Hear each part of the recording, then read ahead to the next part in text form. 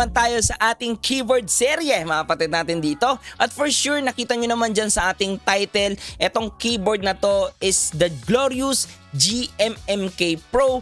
At guys, this is my first time na magbi-build. At this is my first time guys na naglabas ako guys talaga ng budget para sa aking daily use mechanical keyboard. So alam naman natin dito sa ating keyboard serye talagang hindi biro ang gumastos pagdating sa mechanical keyboard. Lalong-lalo na kung ikaw ay tinatawag na lason. Grabe talaga guys yung lason na nagagawa ng mechanical keyboard na to. At guys, ang sakit talaga pag-iisipin ko mga kapatid natin dahil sa mga wala pang idea dyan, the GMMK Pro, the bare bone pa lang nito is around 8,000 pesos na. Wala pa po dun yung mga switches, keycaps, or yung mga mods, or yung mga gusto mo pang ilagay dito. Lahat yun mga kapatid, bibilin mo separately after market. So may nabibili na to na pre-build na guys. If you want guys, okay, yung buo na siya, gagamitin nyo na lang. Pwede naman. Pero kung imo-mods nyo siya, ay mas recommended na bilhin nyo po yung bare bone kagaya po ng hawak ko ngayon. So ano pang inaantay natin? Tara, umpisaan na!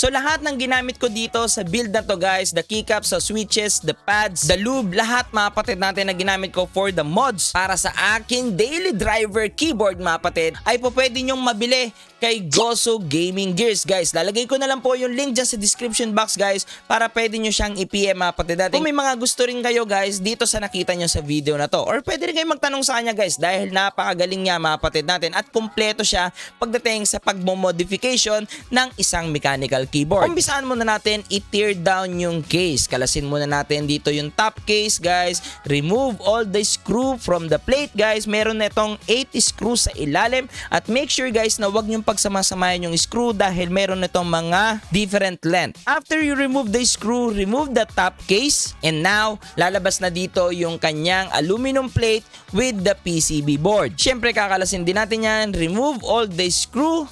And after you remove all the screw, make sure na tandaan dito yung placement ng RGB diffuser. Dahil mga kapatid natin, marami ako nakita sa group ng GMMK Pro na mali yung kabit nila ng diffuser. So para matandaan nyo yun guys, picturean nyo na lang para hindi kayo magkamali. Remove the aluminum plate from the PCB board. Itabi lang natin itong dampering foam dahil gagamitin natin ito mamaya. And then remove the stock stubs and wires. To remove, makikita nyo may mga screw siya sa likod. Hindi siya kagaya ng mga ibang mechanical keyboard guys na just click or snap in mga kapatid natin. Dito sa Glorious mga kapatid or sa mga ibang mechanical keyboard, di-screw po yung mga stubs. So after remove all the stubs, so clean na dito yung ating PCB board. Gagamit tayo ng tissue para i-clean or tanggalin yung mga excess grease or yung mga oil, anything mga kapatid natin para maging malinis dito yung ating PCB board para sa ating build na gagawin. So gumamit ako dito ng aftermarket stubs. Ito ang Equal Stabilizer V3. Ito'y kumpleto na. Nandito na yung stabilizer film, wires, stubs, housing, screw, rubber dampering at iba pa. So wala ka nang hahanapin guys, bubuuin mo na lang talaga, nandito na po lahat once na bumili kayo ng ganitong stabilizer. So first, I check all the wires. Gumamit ako dito ng smartphone para sa flat surface para ma-make sure na pantay at balanse dito yung ating mga wires. And after that, kinuha na natin dito yung mga stubs housing at gumamit ako dito ng Krytox GPL205GO para sa ating stubs housing para maging smooth dito yung ating paggamit. And syempre, i-repeat mo lang yan sa lahat ng stubs. And after that, kinuha ko na dito yung ating mga wires and I use a dielectric grease para naman dito sa ating mga wires. And after that, in-install na natin yung ating mga wires dito sa stub housing. And next, kinuha na natin dito yung stabilizer film na kasama na itong stabilizer at nilagay na natin dito sa PCB board. So may iba-ibang mga sukat itong stabilizer film. Merong 0.5mm, 1mm at 1.5mm. It's up to you na lang kung ano yung gusto mong gamitin, pero ako ang ginamit ko is the 1mm.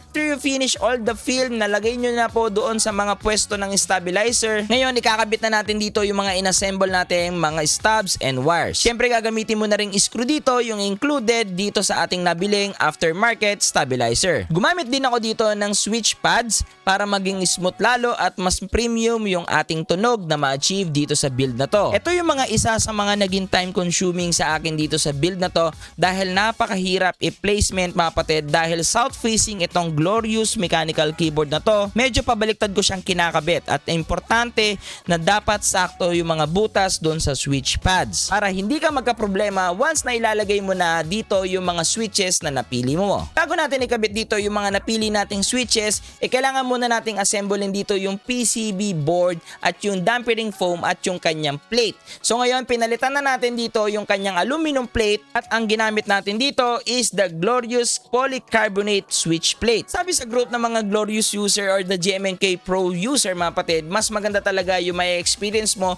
once na pinalitan mo yung aluminum plate dito papunta nga dito sa polycarbonate plate. And which is naniniwala din ako dahil yung mga previous build ko guys, pinagpapalitan ko rin yung mga aluminum plate papunta sa gasket or dun sa plastic plate mga kapatid natin na meron included din dun sa different models. Sa pag-install ng polycarbonate plate, meron itong included na screw. Wag na wag ninyong gagamitin dito yung default screw na nanggaling doon sa aluminum plate. Install lang nyo and make sure na nakabit nyo lahat dito yung screw ng ating plate papunta sa ating PCB board para wala pong maging uwang at talagang intact dito yung ating dampering foam. And after that, yung ginamit kong switches para sa build na to, it's from Texi Blue Sky Linear Switch. Ito yung 5-pin RGB SMD 63.5 grams MX switches at ito ay merong gold spring at foam stem at HPE housing. Itong switch na to ay napakasarap sa pakaramdam at better choice talaga ito para sa mga gamer dyan at yung mga mahilig mag-type or yung mga nag-work from home guys. Promise, this switch mga kapatid natin from Texi Blue Sky talagang recommended. Sobra, subukan nyo mga kapatid. Isa pa sa mga time consuming pag ikaw ay nagbibuild ng mechanical keyboard is ang paglulube ng mga switches at yung pag-i-install nito sa mismong mechanical keyboard. Good thing lang na itong ating mga switches is nakalube na nung ating nakuha. So halos pabuo na dito yung ating build pero syempre wag nating kakalimutan na importante ring i-mods dito yung kanyang housing or yung housing mismo nung ating mechanical keyboard. So umpisa natin dito sa ilalim mga kapatid. Itong Glorious GMMK Pro meron itong gasket na included na kasama. Once na bibili nyo ito guys, tutulungan tayo nito na mas madampering dito guys yung sound at magkaroon ng flex movement dito yung mechanical keyboard. So ako, ginawa ko dito, pinagpatong-patong ko pa, dinagdagan ko yung kapal niya ng halos 2mm guys yung kapal talaga para maganda at smooth mga kapatid natin yung impact mga kapatid natin once na ako ay nagtatype na or ginagamit na tong mechanical keyboard na to. After that, install na natin, buuin na natin lahat dito,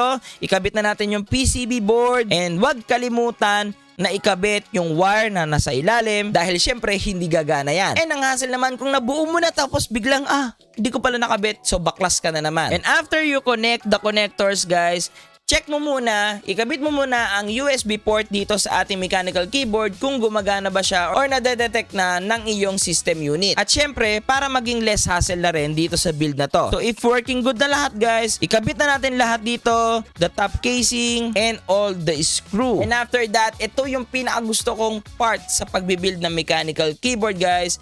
Walang iba ang pag-i-install ng mga keycaps dahil dito mo na talaga makikita yung beauty ng keyboard mo o yung mapipindot mo maya-maya. At para sa keycaps na napili ko, ito ang Nice PBT Sailor from Canyon Keys at meron itong color combination na white, navy blue at sky blue na babagay sa aking PC build. Hindi pa rin dito nawala yung ating white theme. Syempre guys, mahilig talaga tayo sa white setup pero nilagyan lang natin siya ng accent ng blue. Napakaganda ng keycaps na to dahil ito'y pure PBT plastic. Hindi siya fake. Kaya talagang mas makakapil ka dito ng premium typing experience. 'Di ba? Malutong talaga guys. Matibay, makapal, solid mga kapatid natin yung mga ganitong keycaps. At yung ating last part dito ay ginamitan natin siya ng Glorious rotary knob. Ito yung nabibili rin aftermarket guys. May iba-iba ring kulay ito. Tinerno ko lang siya dahil mga kapatid natin ito yung navy blue. Para hindi naman ma-auto place dito yung ating knob sa ating build. So yan, tapos na yung ating daily driver mechanical keyboard guys. Again, sobrang sarap mga kapatid natin. Sobrang ganda niya para sa mga kapatid natin. Comment down below din kung tingin nyo maganda siya. At talagang isa ito sa napansin ko talaga sa Glorious GMMK Pro. Mabigat po talaga siya guys. As in mabigat siya. Pwede siyang ipangpalo ng ulo guys. For sure yung papaluin nyo guys dito. Tulog. So bago tayo pumunta sa ating typing sound test, papasukan ko muna kayo ng isang malupet na sexy B-rolls.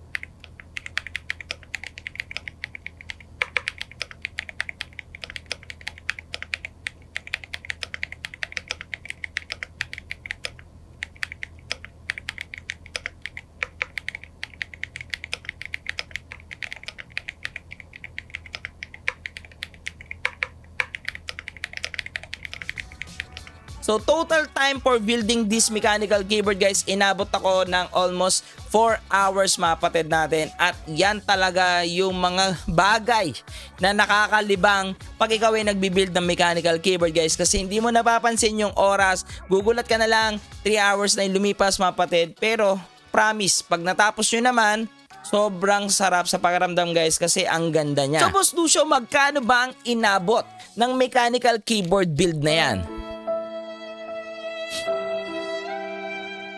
Sa totoo lang guys, masakit. Dahil ang inabot po nito mga kapatid natin,